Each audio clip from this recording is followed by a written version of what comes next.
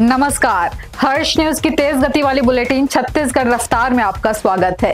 चलिए शुरू करते हैं क्षेत्रीय खबरों की तेज बुलेटिन छत्तीसगढ़ रफ्तार। छत्तीसगढ़ के बालोद में जम्बूरी रोवर रेंजर कार्यक्रम में टेंडर, खर्च और अध्यक्ष पद विवादों से घिरा रहा। रायपुर में होने वाला कार्यक्रम अचानक बालोद शिफ्ट कर दिया गया। कार्यक्रम में टेंडर खुलने से पहले टेंट लगा दिया गया। इस पर कांग्रेस ने सरकार को जमकर घेरा। वहीं विवाद के बीच बीजेपी सांसद बृजमोहन अग्रवाल ने भी हाईकोर्ट में याचिका दायर की है। याचिका में कहा है कि उन्हें अध्यक्ष पद से हटाने के लिए न तो कोई सूचना दी गई और न ही कोई जन सुनवाई का मौका दिया गया। 10 करोड़ की गड़बड़ी का भी दावा किया है। हाईकोर्ट ने बृजमोहन अग्रवाल की याचिका को सुनवाई के लिए स्वीकार कर लिया है।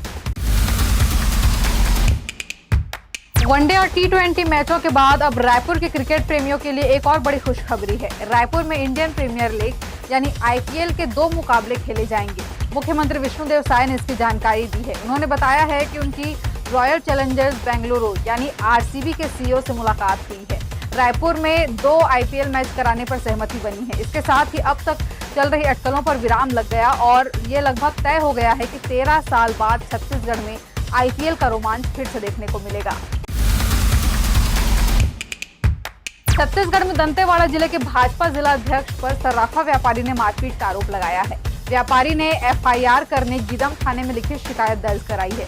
इधर बीजेपी के जिला अध्यक्ष ने व्यापारी पर उनके घर में घुसने, मारने और गाली देने का आरोप लगाया है। 13 जनवरी की सुबह दोनों पक्षों के बीच विवाद हुआ।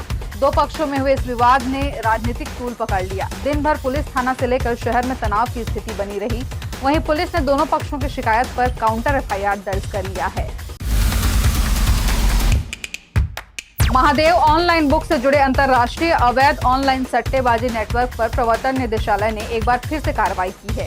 ईडी रायपुर जोनल ऑफिस ने मनी लॉन्ड्रिंग जांच के तहत 21.45 करोड़ रुपए की संपत्तियों को अस्थायी रूप से जब्त किया है। अटैच की गई संपत्तियों में लगभग 98.55 लाख रुपए की चल संपत्ति और भारत दुबई में स्थित 27 अचल संपत्तियां शामिल हैं। इनमें आवासीय मकान, व्यावसायिक दुकान, कृषि भूमि और लग्जरी अपार्टमेंट शामिल हैं।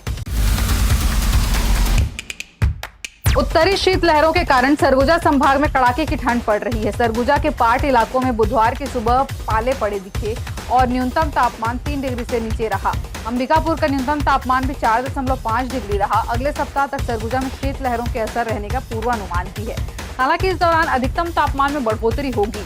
सरगुजा संभाग में शीतलहरों के कारण जनवरी के दूसरे हफ्ते में भी कड़ाके की ठंड पड़ रही है। पाट इलाकों में न्यूनतम तापमान 3 डिग्री से नीचे रहा। बलरामपुर जिले के मैदानी इलाकों में भी न्यूनतम तापमान 3 से 4 डिग्री के बीच दर्ज किया गया। देश भर के साथ ही छत्तीसगढ़ में भी मकर संक्रांति धूमधाम से मनाया जा रहा है। गरियाबंद जिले के राजिम त्रिवेणी संगम में सुबह भक्तों ने स्नान कर पूजा पाठ किया। कड़ाके की ठंड के बावजूद लोगों ने आस्था की डुबकी लगाई, दीपदान कर भगवान कुलेश्वर नाथ और राजीव लोचन का जलाभिषेक किया। इस मौके पर प्रदेश भर के अलग अलग जिलों में आज खास आयोजन हो रहे हैं। रायपुर में कई जगहों पर पतंगबाजी का आयोजन किया गया है। वहीं मंदिरों में दीपोत्सव और विशेष भोग की व्यवस्था की गई है। छत्तीसगढ़ में सार्वजनिक वितरण प्रणाली और पोषण सुरक्षा के लिए जरूरी fortified rice kernel FRK tender को लेकर विवाद खड़ा हो गया है। 2025-26 के लिए मार्कफेड द्वारा जारी किए गए टेंडर में 1 हफ्ते के भीतर ऐसा बदलाव कर दिया गया जिससे 80% स्थानीय सप्लायर टेंडर की दौड़ से बाहर हो गए हैं। साथ ही 39 रुपए में खरीदे जाने वाले FRK की दर 60 रुपए तक पहुंचने की संभावना है।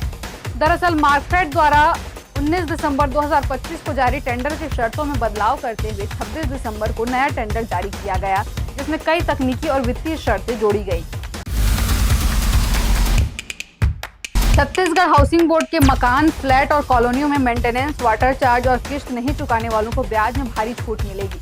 ऐसे लोग 31 मार्च 2026 तक बकाया राशि भुगतान करके सीधे 50% तक की छूट पा सकते हैं। हालांकि 31 मार्च के बाद यह छूट खत्म हो जाएगी और ऐसे लोगों से अतिरिक्त शुल्क लिया जाएगा।